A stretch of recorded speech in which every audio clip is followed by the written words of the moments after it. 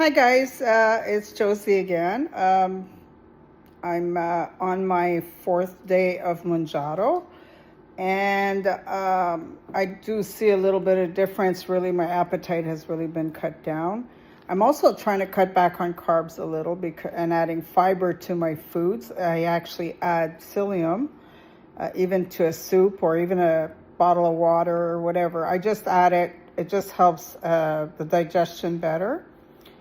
And I'm also taking vitamin D, vitamin B12, and also some magnesium and calcium mixed together. And make sure you're eating potassium, because potassium will dehydrate you if you don't have enough.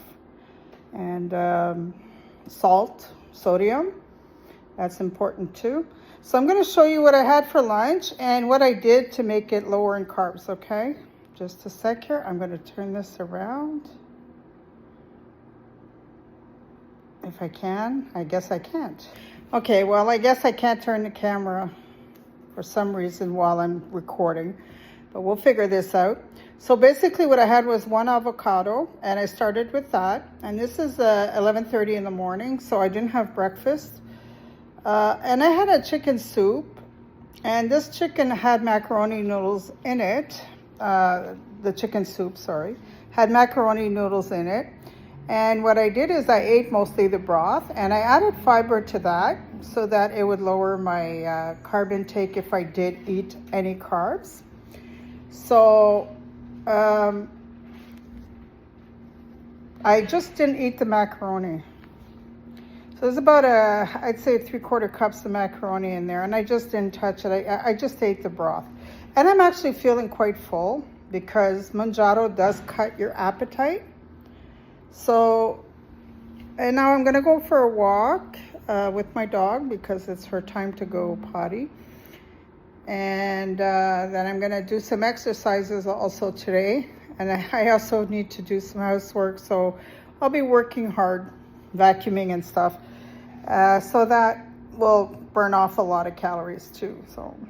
So I reduced the calorie intake, but if you notice, an avocado has a lot of fat, and I'm eating that first. It's the list should be fibers first, then protein and fat, then you eat your carbs.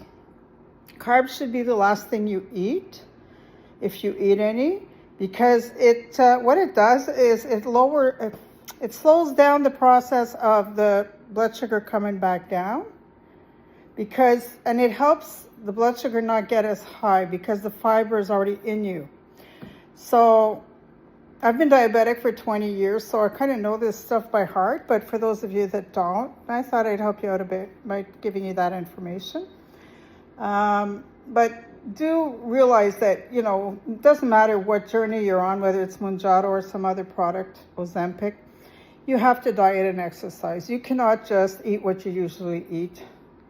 And if you do, and you're still losing weight, well, good for you. But for us older folks that have taken on a lot of weight, and especially if you're diabetic, that makes you insulin resistant, it's harder. It's much harder. So anyway, thank you for listening, and I'll let you know what it feels like after a week and if I've lost any pounds.